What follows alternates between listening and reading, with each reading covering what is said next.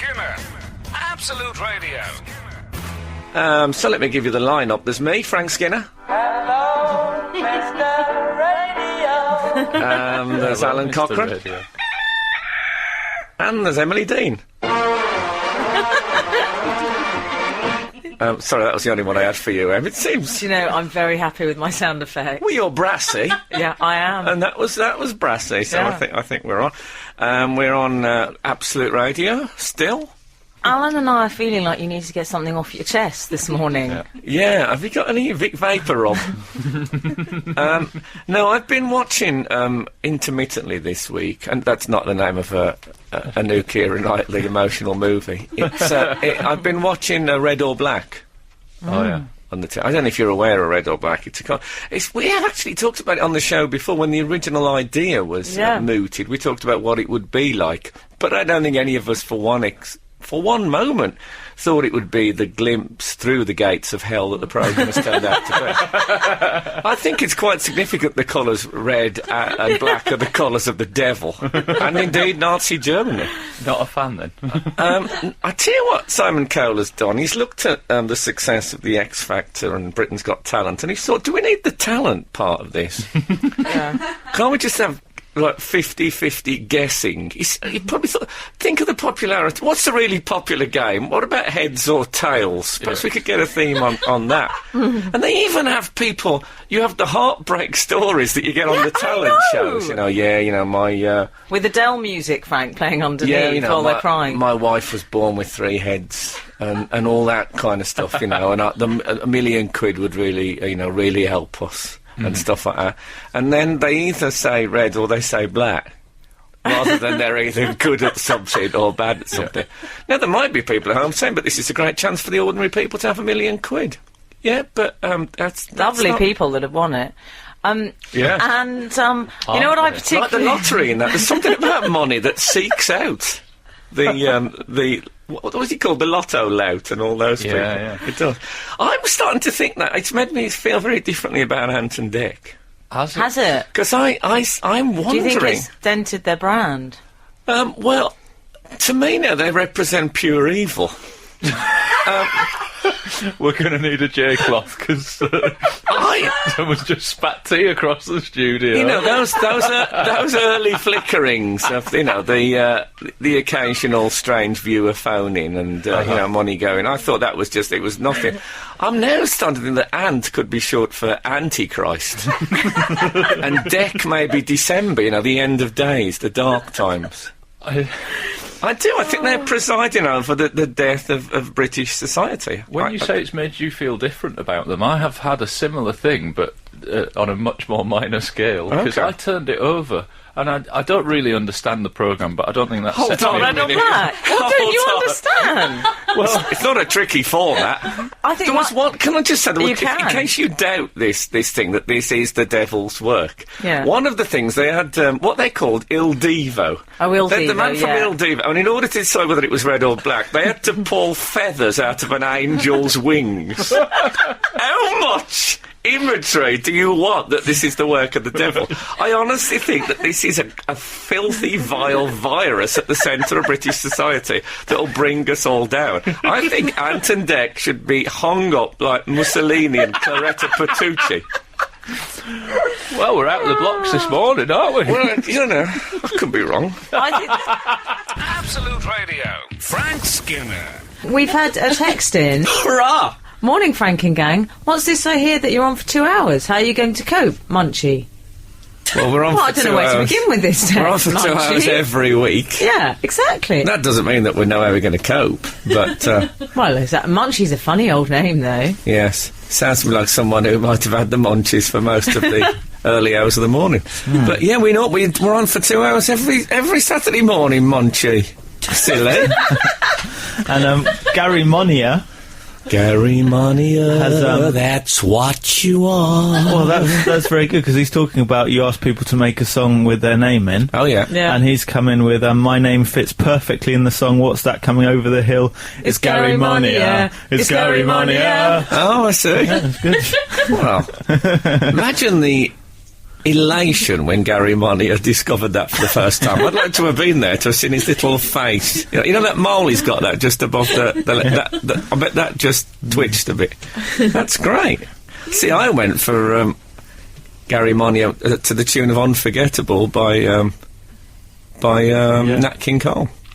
Anyway, that's this morning's phone-in. Songs that fit Gary Monia's name most appropriately. How do you spell Monia? Monnier. Yeah. Okay. Someone's also had a bizarre eureka moment.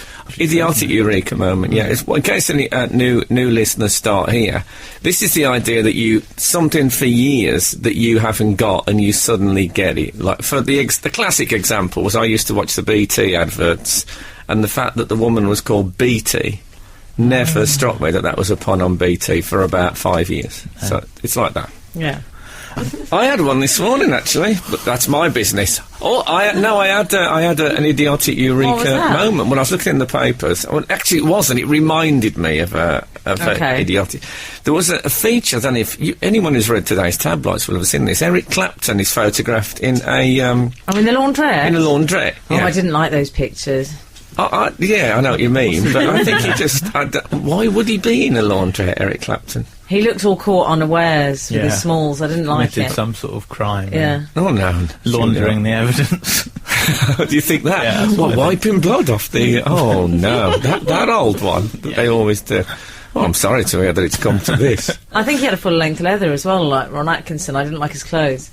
Anyway. Did he have a full-length leather? I think he had an Atkinson full-length leather. Oh, bro, it's a bit Matrixian. Matrix. That's my new rule for all our listeners. If you see anyone in a full-length leather coat, you have to go, Matrix! Immediately, right? Especially if they're really fashionable people. And, so go on, so it said Slow Hand Wash was the headline because he's known as Old Slow Hand. Eric Clapton. Yeah, that's his nickname. Oh, okay. And I always assumed that was to do with his guitar technique, that he was so, he was so effortless. But, actually, I say this is a eureka. In fact, he told me that it actually comes from... I like a celebrity idiotic eureka. Yeah, that it was what they used to... It was his nickname, Slow Hand, because Slow Hand Clapton. Oh. Slow Hand Clapton. Oh, I get it. Slow Hand Clapton. Do you see? Yeah, very good. We've had a brilliant text from Phil. Well, you put the pressure on Phil. I know. And I'm going to have to sing it. And he said, when I was 17, it was a Gary Monia. Absolute Radio with Frank Skinner. Cleanliness, they say, is next to godliness, but only in a really rubbish dictionary. That's some of the material I should be using tonight. When I don't know if you're aware of this, but I've been the president of the Samuel Johnson Society. Samuel Johnson was an 18th century writer, and he wrote a big dictionary. Induction. Yeah, and I have to hand it over tonight. My term is up. Oh. It's that thing, it's like, you remember when Gordon Brown stood in outside number 10 Downing Street, gave that emotional sort of farewell. Well, obviously it hasn't gone that badly. But I hand over tonight, and the bloke phoned me up and he said, you have to hand over to the new president. And I said, who is he? And he says, Susie Dent. And I said, she's great in the Bond films. It's a very bad line. Susie Dent is actually... The yeah, she's from Dictionary Corner. From Dictionary Corner, yeah. Did I ever tell you that Judi Dench, I was once having my photo taken outside the Ivy, which is quite a sort of posh restaurant in London. If you're going to get it done anywhere, do it there. Yeah, well, it was a press thing. It wasn't just a friend doing my photo. And a car pulled up and Dame Judi Dench got out.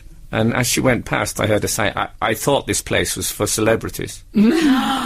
She didn't. She She zinged you. You got zinged by Dame Judi. Oh, my gosh.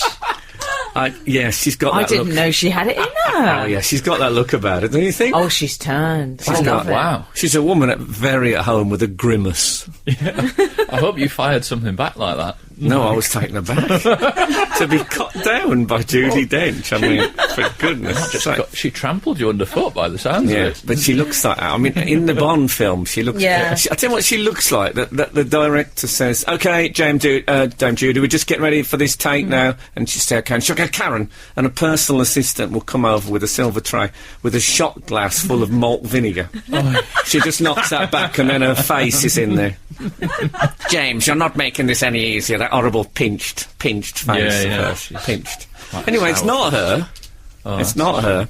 It's Well, I'm Susie. glad to hear it after her Well, you appalling could have got her behaviour. back. You could have got her back, though. So it's Susie Dent. In a way, I just did. But She's a well-known. She's a lexicographer. she is. I've heard that. No, she's married with 2 kids.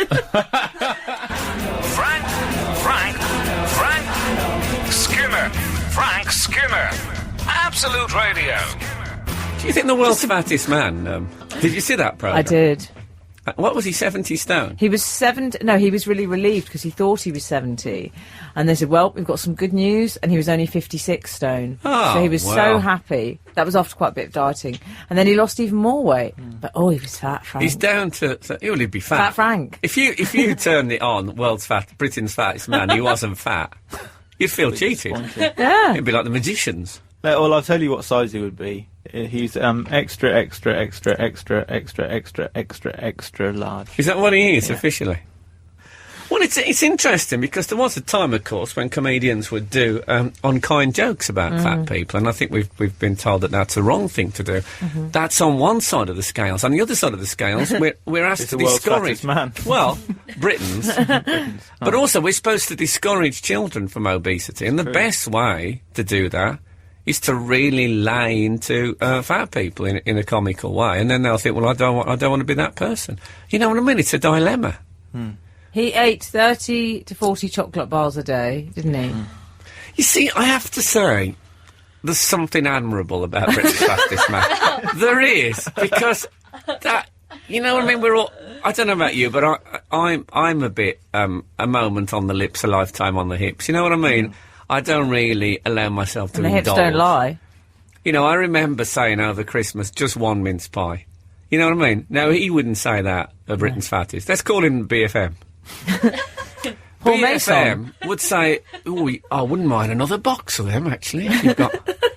And there is something fabulously exhilarating about that level of self-indulgence. Yeah. They said for lunch, he would often have fish and chips 4 times and 2 kebabs. And he'd have like a 2-litre bottle of Coca-Cola with it. Not Diet Coke. No. Fat Coke. Oh, that would be a bit weird if he was having Diet That would be Coke, brilliant. 40 packets of crisps a day. Yeah, but fish That's and it, chips 4 times. I mean, do you With some lose count? kebabs for the table. Yeah, exactly. But do you think, is there a moment when you're thinking, actually, is this 2 or 3? Do you know, there was one thing I did notice, Frank, which is when he was opening his crisps. Oh, thank God, I wonder what he's going to say. When he was opening his arm. He had some tin foil which he laid out in front of him on a big sort of slab, and then opened all the packets and put them on the tin foil. Oh, did he? As one crisp packet. I mean, that was like one Tic Tac to him. That wasn't To enough. make one giant crisp packet, he Yeah. has to make his own crisp packets big enough. Yeah. So he's got, he's... But do you know what I mean about there's something admirable? That's I agree very in some way. inventive. Yeah. Well, I suppose you get quite inventive about how to eat enormous amounts of food if that's what you do. Apparently he's cost the taxpayers over £1 million. Personally, I'm happy to put my share in. Yeah, Just it's for like the knowledge that there is a man living in the same country as me who will have fish and chips 4 times and 2 kebabs for the table. I just want to know that he exists. It's like the royal family. He gives something back to us all. Exactly. Provides a service. He had to have, in the documentary... He's like the right. You could go to the changing of the lard when he switches midweek from one £56 tub of lard to the next one. I'd turn up for that. When he goes for his operation, though, because he doesn't leave the house much, it was a bit curious because they managed to hoist him into the ambulance, which took some time. That was a good 20 minutes worth of the documentary. And whilst he's in there, he's looking around and out the window and he's going, oh, and they're on the motorway and he's going, Oh, the speed they go at now. Yeah. Well, you're fat, not Victorian. Surely you realise people drove fast on the motorway. I think you should text him, just, you're fat, not Victoria. I think that needs to be hammered home. Anyway, he's on the way down now, and, we wish him well. I still like to think occasionally he will have fish and chips 4 times and 2 kebabs for the table, just for old time's sake. Well, what I do honestly feel sorry for him is that it says one of his diets was that he was limited to 4 pints of milk flavoured with OXO cubes each day. That is not nice. Well, what I like about that, I have to say, is sometimes when you're drinking milk, one can forget that it's come from cattle. Not if it's OXO flavoured. He's think, really, I want the whole cow Double here. beef. Yeah, I want the whole Double cow. beef. Could you make this milk taste more cow-like? Well, we could cook some... Yeah, do it! The terrible thing, though, is he could have that idea and, of course, not be able to get to the cupboard. Thank God he's got the helpers who look after him and stuff. He's a bit like Santa Claus in that respect. One associates him with, excess and... Is that why? No, but the around. carers have been cut down. That's the trouble. Yeah. The more What, by weight snipers? the more weight he loses, the less help he'll get. And I don't think that he's very happy about that. Oh, that's a he strange threw a dilemma. sugar-free jelly at the window in anger. That's what I'm saying. Did he? I bet he hates the idea of a sugar-free jelly. His arm is still wobbling. Yeah. So's the jelly. In fact, he found quite a lot of sugar-free jelly under his arm when they cleaned him up. I don't think we should go any further down this road. I don't want to be unkind about BFM. But I will send that little text. He's a hero. Yeah, you send him a text and I'll send him a galaxy. Yeah. Absolute Radio. Frank Skinner. I've been reading about supermarkets this week. Have Frank. you? Strange, you may say. Why have you gone so Wintonian? I'll tell you why. Yeah? I'll tell you exactly why. Because I was interested in some statistics that were knocking around. Apparently you spend 64 days of your life supermarket shopping. I don't. Well, you don't. Okay. But I actually quite like it. Go on, carry on. Oh, do you? Yeah. Do you? Well, there are other statistics. Apparently you travel 22,000 miles to and from the store. You do. No, you do. No, you do. And 1 in 20 people look for deals on price comparison sites, which I just thought, I would What? do that. Yeah, They before actually going go shopping. compare. Someone does it. So the idea that someone goes and compares, having been told by that bloke, that terrible song, to do Yeah. it, I wouldn't go compare under any circumstances, in any context. I just don't compare anymore. I still do a bit of comparing, but if you start singing "Go Compare," I'll have to stop that as well. I love. I tell you what, it's a great delight of mine. I don't have many acquired skills. I can't ride a bike. I can't swim. I can't roller skate. I can't ski. You're a TV funny man, though. Well, I'm a man. Yeah. And what I have got quite good at is packing my bag in a supermarket. Oh, no way. Have you got a system? Well, it's sturdy on the bottom. I'll so say. I sort of go, tins or cartons on the bottom. Yeah. I know you want to put those crisps in. Leave them be. And Yeah. you're moving your way up to damage Yeah, a and bit. moving them in so you get some of the sturdy plastic stuff with fruit in. That's all right in the middle layer. It's the closest I get to doing a Sudoku. It's just at the end of it. It's What do you put on the top layer, just out of interest? well, Coriander. It'll often be snack food Yeah, because right. it's a delicate beast at the best of times. Yeah, and what I'll do is I'll actually strengthen one side of the bag with a newspaper and magazine. Oh, So yeah. that when I lay it in the ballast. I love ballast. car, yeah, Very it hasn't clever. got like my wheel jack isn't digging into the side of my sliced bread. A bit like when people put old doors in the side of a skip so that it's all pushing. What makes the upwards. skip even bigger? Gives them an extra 3 feet, I'd say, Yeah. if not more. You're always one with a skip tip. I love you for When that. I go shopping, I have a carb alarm fitted to my or sometimes, which sounds quite shrill. Yeah, it sounds quite loudly. If I'm approaching anything like a bread counter or a French fancy, Oh, really? that starts ringing. I am king of the bargains to the point where my wife doesn't really like it if I do the food shop because I come back with lots of stuff with yellow and orange stickers on it saying, oops, eat me now. Basically, the closer something is to free and poisonous or off, then the more likely I am to buy it. No, I'm with you on that. Oh, I love a reduced pork pie on the way home from a supermarket shop. Love it. Yeah, I tell you what I enjoy in the supermarket is I would have loved. I was obsessed with the Wild West as a child, and that time when people went out there, you know, they just gone in wagons and they bravely went out to find some land and somewhere to live and somewhere they could farm and take on a new life to try and tame the wilderness a bit. You know, great courageous pioneer spirit. And when I put up the second food separator on the conveyor belt, you know, the other person will often put one. When I put the second food separator, you know, the purchase separator, so you've got I think I stand at the one I've just put down and look to the other and think, all this is mine. I love your sort of frontier building. Yeah, I don't see it as I'm calling it a liberator more than a separator. Some people, they see it as a negative thing, and, oh, that's where my stuff stops, you know, but I see it as, you know, well, this land is your land, this land is my land. It's like but, that. Frank, there are rules surrounding that separator. I don't like it when people touch my separator. No, well, you've mentioned this to me before, never on air. But yes, it sets my teeth on edge. But Frank, you know what I mean. I don't like no, it. I hate a bedroom prankster in general. Absolute Radio with Frank Skinner.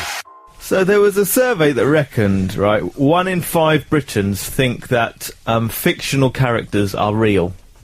So people think that people like Sherlock Holmes and Miss Marple and Blackadder as well, they think they're real people. They were real people from history who have merely been presented in fiction rather than just made up altogether. Is that the same as when people go up to people from EastEnders and go, I think it's disgusting what you're doing? Is that the same thing? Can I just point out that people don't do that? They do. No. One of the great popular lies is people from soap operas saying, yeah, you know, I had one come up to me in the supermarket and say, you lay off that, Deirdre. Total lie. Really? Never happened. It does happen. No, it doesn't happen. Don't make me tell you how I know, but I do. It's a rumour put around by soap stars to suggest they're such good actors that the people have felt that they are absolutely real.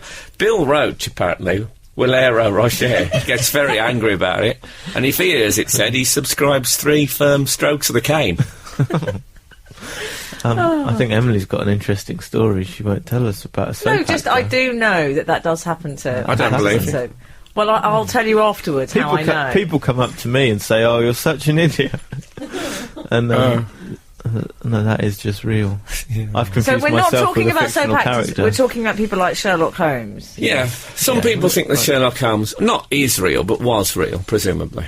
I watched Family Fortunes once, and the question was, name someone whose existence has never been proved, but who people still believe in. And these 2 women, a younger woman and an older woman, went up to, you know, when you have to hit the counter to get it. And he said, right, so someone whose existence has never been proved, but who people still believe in. And this one went, Hitler. And he said, no, I think he did exist. And the old woman still hadn't hit the buzzer. Anyway, she hit the buzzer. There's no need to hit the buzzer. She hit the buzzer, and she said, a driving licence.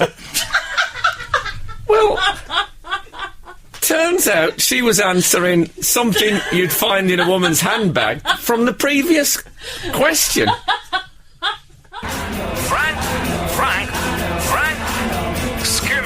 Frank Skinner. Absolute Radio. I've spent much of this week, I must say, watching, and I'm going to own up to this, watching I'm a Celebrity, Get Me Out of Here. Indeed. Love it. You know, Freddie Starr got so ill that he had to go home. Was it as a result of the Bush Tucker trial? Well, they said he had a severe allergic reaction, and then a spokesman for the show said he probably just, like, brushed against some leaves in the jungle, or he leaned on some bark that he's reacted to. And I thought, hold on, you just made him eat a pig's bottom and some other things I don't feel I can even mention on the radio, and you think he might have leaned against some bark to make him... He famously ate a hamster, of course, Freddie, but I don't know if you've seen him on this show. He looks like he might have also ate the family who owned it and the semi-detached house that they lived in. He's packing some pounds. Wow! Really, is he a big machine? He's a big unit now, is he? I've only seen him in pictures, but I do like the idea that he ate the... is it like the greasy spoon or something that they had? They called it a massive meal, and he just shovelled the whole lot down. He did, but in an incredible, arrogant way. Yeah. And he said of the other guy who's from the only Mark ways Wright, Essex, yeah. he said, he put spray tan cream on his face. He had no chance. 20 minutes later, he's in hospital. I feel a bit like that at one of those all-you-can-eat buffets. I feel like that's how I'd be going at it. But it was... he was horrible. Freddie Starr. Fabulously horrible. he was. Really It's a shame he's sort of- gone. It is, I'll miss him. Willie Carson as well. I think he could deliver. Yes. How are you Do finding liver. him? He has very pert breasts, I've noticed.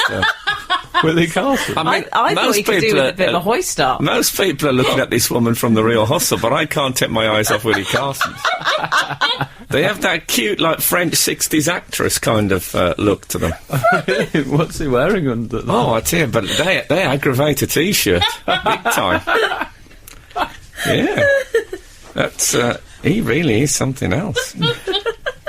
And he's still got... there's a bit where they had to sit on this thing, and Willie's tiny legs, his tiny white sort of... Oh, he's small, like isn't he? doll's legs hanging down. Oh, man, it was...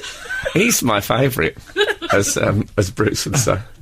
Can I ask another I'm a Celebrity question? Please do. Lorraine Chase, who, I don't know, is maybe in her 60s now? is that- She's 60, actually. Okay, Lorraine Chase, still, she looks... Anyway. she looks fine. She, her specialist, luxury item was a teddy bear. And I thought, well, I'd be a bit afraid of sleeping in the same jungle camp as a 60-year-old woman with a teddy bear, because I think we're all going to wake up murdered. if you can wake up murdered. But then I started to think about, I still have... my own teddy bear, Little Ted, from my childhood, which actually belonged to our Nora before me. It's quite an old teddy bear, and I don't cuddle him anymore. But he's sitting on a shelf, and I thought I wouldn't want to do any damage to Little Ted. You know what I mean? Although I know in my heart of hearts it's an inanimate object, I couldn't bring myself to throw it up the wall, for example. And then I thought, could I do that to any teddy bear? And then I asked myself, could I lay a teddy bear on a chopping board and knock a nail through its face? And I thought to myself, you know what, I couldn't do it. Even though I know it's just, cotton or even synthetics. I could not knock a nail through a teddy bear's face. And to me, that's how you judge whether you're civilised or not. Chris Rock, he's gone. What's happened to him? Looks different. Looks really different. Looks terrible. Looks as if like he's literally a ghost of his former self. He needs to cut down on the fags as well. Who is Chrissy Rock? Yeah, I've been wondering that. I don't know. I think... See, I could knock a nail through her face and think nothing of it. That's one of the weird contradictions, isn't it, of how you decide how civilised you are. Absolute Radio. Frank Skinner. Tremendous news this morning. I'm wearing a singlet. Yeah? Yeah, I don't never wear a singlet. Someone gave me one. I'm going to show it. Look, there it is. Unbutton, why don't you? Yeah, I wore a cherub vest when I was about 4, but I don't think I've worn one since then. Why have you gone for the singlet? Well, I can't tell you, because something happened to me yesterday which left me a little sore. Me too. Me too, but anyway, on with the story. Let's not go into that. It's because you are a singlet. Singlet would be quite a nice name for someone who hasn't got a partner, wouldn't it? It's done already, I love it. Isn't that... You're very clever. Okay, marvellous. Or unless if Natalie Portman became single, well, of course she'd be a signet. Oh. Right. Oh, God, I'm absolutely on fire this morning. Can you smell that? Oh, no, it's the control desk. Help. Can you still get a string vest? Oh, very much so. Yeah, Can you? think I mean, so. to be worn underneath rather than to be worn on Strictly Come Dancing. I mean, Oh, I see what you mean. No, they're more of a fashion look. They're not often worn under shirts these days, but you're still doing it. I like you for that. yeah, I don't like that. Big fashion news, string vests out. I don't know, I sort of associate them with violence. Yes, at I home. know what you're going to say. Yeah. Yeah. Yeah. Anyway, let's brighten things up. Although I've had terrible news this morning. Poirot has been pulled. Oh, no. Poirot's been pulled. I'm going to write a sort of Bob Dylan. Poirot's been pulled. Broken my heart. Poirot's been pulled. I'm falling apart. I miss his moustache and his accent so fine. Poirot's been pulled and I'm losing my mind. Can you believe I just made that up? You can. Many people can. People If are it was not a different quibbling. kind of show, I'd want to give you a round of applause. I'm glad it you was didn't. so good. I'm glad for that. It just fell off me like windfall fruit falling from a tree. And some of it was a bit brown and squidgy, I think you'll have noticed. Now, I knew the lady, well, I still know the lady who did makeup for David Suchet. Oh, how long does it take to put a false moustache on? Well, I think there was other stuff, but that was the main. She used to have to, that had like a special travelling case, like a flight case for Poirot's moustache. And she'd try it on him, you know, in its various, try a few on him, I think. I think there was a few of them. Like Skippy, I think there was 12 Skippies. They used to travel them in knotted sacks in the backs of vans. Cruel in those. You couldn't get away with it nowadays. They have to have 2 keepers for Poirot's moustache. But anyway, you had to try a few on him, and it was a sort of Suchet and C approach. And at the end of the last run, he gave her an enormous moustache. Like he? about 4 foot across. Horrible present. Yeah. No, but it was like it was made out of card, and he'd signed it and all that. Thank you for looking after my moustache. Very self-referential, isn't it? I think it's a beautiful story. Well, apparently he only speaks in a French accent, doesn't he, on set? Is I that don't know right? how well he can speak French, so it's just the accent. Yeah. But if he goes to the catering truck, he says, "I will have the," and he won't. You can't talk to him in normal Really? voice. Oh It's no, really I can't cope with that. No. People, that method stuff. No. No, I find that a bit. Frank, we've had quite a good text in. Frank, if Natalie Portman wore a singlet, would it be a swan vesta? Absolute Radio with Frank Skinner. Earlier on in the show, I said that I'd had a text in, and the subject line was fat women, which alarmed me somewhat. It was turned out to be from Amanda Taunton. Hi, Frank, Emily and Alan. I've just heard on the Absolute News that Britain has the fattest women. Thank God I live in Australia. And by the way, just finished off the bread and butter pudding.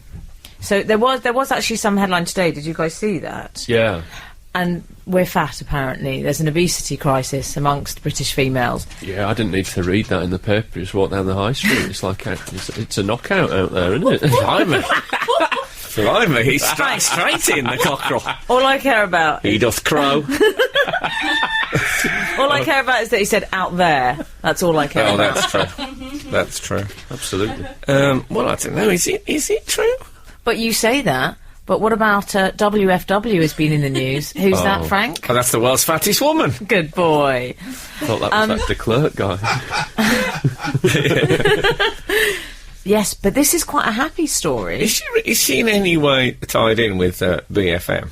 There's a regular character on I this sincerely show. hope not. Britain's fattest man. Britain's fattest man, we should Yeah, explain. I'm No, with but you. he no longer... Alex... He'd be a good... He should have his own radio station, just called BFM. For Britain's fattest man. He'd be all right as well. She could Well- just wheel him from microphone to microphone. Carry on. She's Pauline Potter. BFM is Paul Masson, or Paul Masson, as I like to call him. Okay. Pauline Potter weighs... That's the right name for the world's fattest woman, isn't it? Pauline Potter. It just sounds right.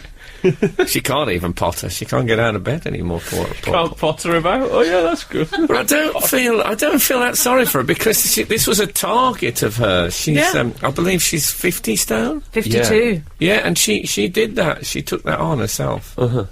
Well, apparently it's made her relationship's back on track. Her ex-husband says he can't resist her now. He says she's dynamite in bed. Well, I don't know if she's dynamite. More like napalm. I would He imagine. said, I'm desperate to be her lover and caretaker again. Which I think is quite strange, I like romantic. that. Does he get one of those brown overalls? He's a caretaker.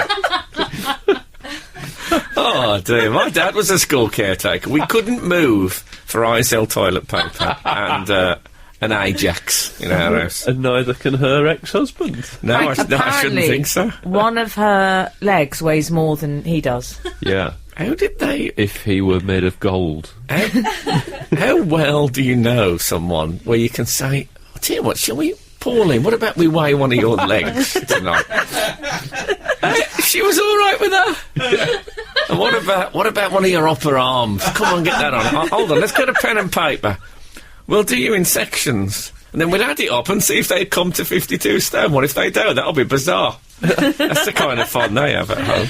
He's 11 stone, the husband. Yeah. He's 11 and she's 52. Does he call her his other half? Or does he call her his other 5/6? Have to change the fraction. That's great. Frank Skinner. Frank Skinner. Absolute Radio. Oh, anyway, what else? Well, I'll tell you what else. I've had, I've moved out of my old place, staying with friends. Celebrity friends. Yeah, staying with celebrities, SWC, on the census form. We already established that. Yeah. Is my box of choice.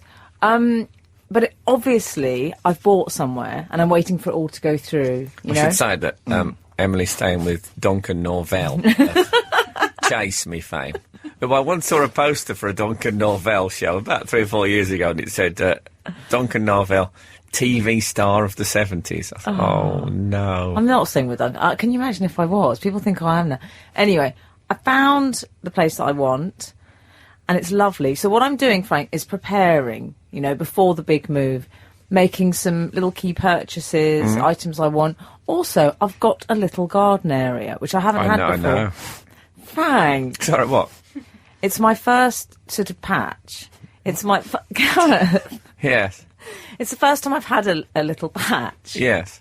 We're never going to get through this. No, come along. And it's concrete.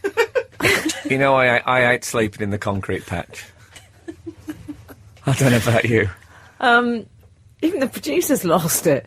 So, but it's a small area, Frank. Yeah. It's not a big area. No, stop it now. This is... I'm not trying to do this. I'm explaining.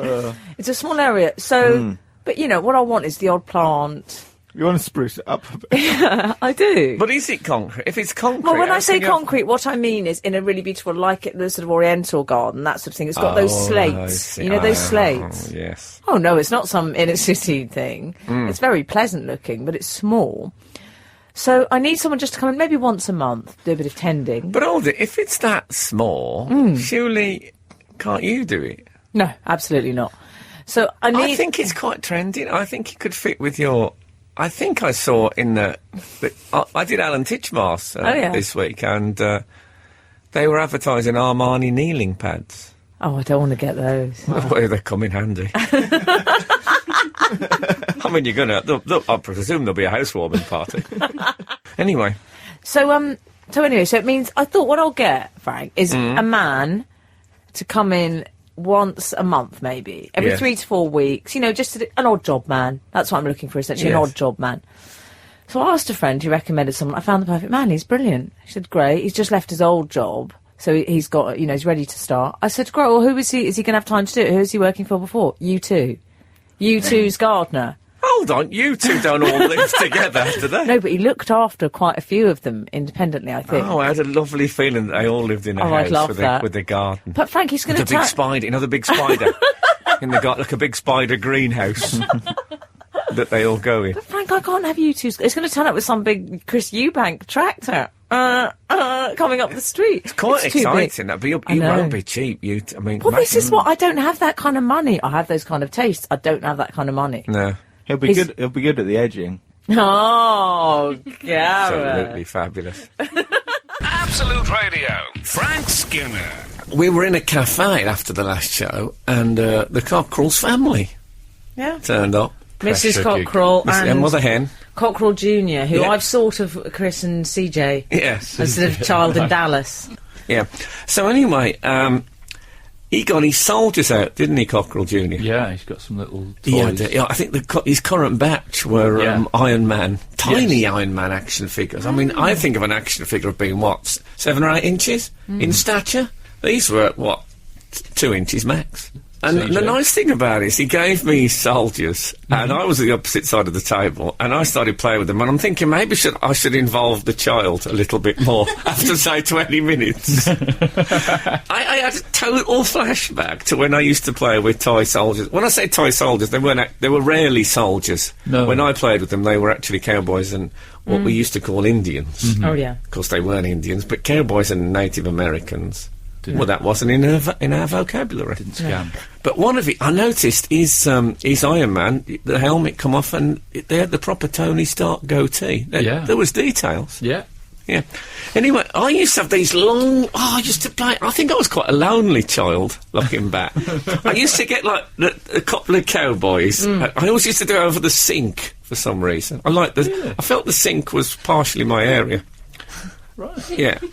I was a serial vomiter as a child. And you don't want that around soft furnishings. A lot of children play in their bedroom, and you opted for He played in the I sink. couldn't blame it. It was bitterly cold in my bedroom. We used to get ice on the inside of our windows in the bedroom. Yeah. I'm not. And you had kidding our with you. Keith sleeping off a hangover often. Well, yeah. And our Terry. And not Terry. There was a time they were both heavy drinkers, and the three of us was in the same room. Oh, right. I couldn't lift that bucket. Anyway. So let's cut to you Yeah, so in the scullery with the soldiers. Yeah, so I'd have the cowboy. I might have 3 or 4 cowboys standing around in a circle, and then we'd just have long conversations. No action at all. With me saying things like, I mean, what I thought was like general cowboy parlance. Like, I walked into a cactus. Yes, they're a hazard. I don't think there's any doubt about that. Yeah, for hours, like that. It was Sort of cowboy coffee morning. yeah, exactly. You're gonna ride out to Tombstone later on? I don't know. I mean, you know, it's been very dry, the weather of late, and I find that there's a lot of dust coming up off the trail. It gets on my chest. I don't know about you. It was like that, and also there was for hours. And also, I have to confess to this: there was little or no integration. I used my Red Indian soldiers. They'd have their own separate sessions where they talked about in a similar mundane fashion, in a black country accent, about things like the central strut on my teepee. Does it looking very safe? They didn't do much fighting then. No. I don't remember them ever fighting. Actually, I think they were too deeply ensconced in general chit chat. Segregation and coffee morning. It sounds like you were a sort of scriptwriter in waiting, because that would build the tension, wouldn't it? That's like almost like modern films, isn't it? It was like an art house toy soldier. There must be a fight coming soon, because look, they're discussing the banal. But no, there isn't. And I had a Johnny West figure, and he was like an Action Man version, but a cowboy. So he was... Oh. He used to sit with the others. He was... In scale, he would have been like 20 foot tall. Right. And his size was never mentioned. I'll say that for him. Tell me about it. So I was able to... Very discreet. I was able to mix it. But it really took me back. I could happily now sit and play with Thai cowboys and Indians for a couple of hours on my own. Well, that was evident. Yeah, and who's to say that I don't? Absolute Radio with Frank Skinner. As you know, I've always been slightly affronted that I wasn't hacked. Were you not hacked? No, I took it as an almighty slap in the face. And I've never felt that more keenly than this week when Anne Diamond stepped into the dock, and I thought, well, they couldn't be bothered to hack my phone, but they were queuing up to find out the general tittle-tattle of Anne Diamond. Oh, no. I thought, how long has this phone hacking been going on? It's been going on since before there were mobile phones, is all I can... Yeah. And then she gets up and she does that thing that Richard and Judy does, describes herself as a journalist. Does You know, people who are a bit sort of TV souffle type people, just TV presenters. Don't call yourself journalists as if you're hard hitting out there in the war zone instead of doing something about a multicoloured bus stop in Warwick. But it did remind me, because she's up there giving her views, and as if she's, very authoritative.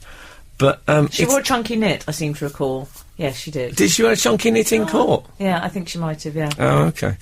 But she, there she is giving her evidence and people making notes and all being taken seriously. It's only about, I bet, 12 months that she was in the Daily Mail saying that a ghost had tried to sell her a house. Is that right? So Anne Diamond is looking for houses a few years back and turns up at this place with her mum. Old lady lets her in, says, have a look round, help yourselves. They have a wander round, they like it. Anne's thinking possibly putting in an offer. Go low, we'll see how it goes. They come back to sit, can't find the little old lady. So they're wandering around the house, they go into the living room, they sit down and say, well, that's a bit weird, we don't have the keys, we can't even lock up when we go. And then the mother says to Anne, Anne? And Anne Diamond says, yes. She says, well, there was no furniture when we came in, what are we sitting on? They realised they were sitting on an enormous coffin. No. In the middle of the living room. So they become distressed and dash out the house, phone the estate agent, well, you would, and said, you know, what's going on? This Rather curious he wasn't there in the first place, but never mind. The estate agent said that's impossible because I've got the keys to that house and the old lady who lived there died some 3 weeks gone. Was it a dark and stormy night? Some 3 weeks gone. she was Was it John Lennon's his archaic language? She was found lying on the living room floor, exactly where the coffin had been. Oh, no way. So not only was she a ghost, but she had a ghost coffin as well. Right. You know what I think? Ghostwood. I think Anne and her mum were going to view a house and they popped to Weatherspoons on the way and had a view in the afternoon. You can't say that about Anne Diamond. I can if I want. I mean, if you think a ghost has showed you around a house, you've started early, that's what I say. Well, as it turns out, I've actually hacked Anne Diamond's phone. So, hold on, we can just make this... Hello, Mum. Hello, Anne. Look, I haven't been in the paper for about 4 years. I wonder if you'd back me up on a story. Oh, what is it this time? Well, it's a sort of a ghost trying to sell me a house. What do you think? Oh, Anne, for goodness sake! That's all I got, but I think the evidence is there. Nice. Frank Skinner. Frank Skinner.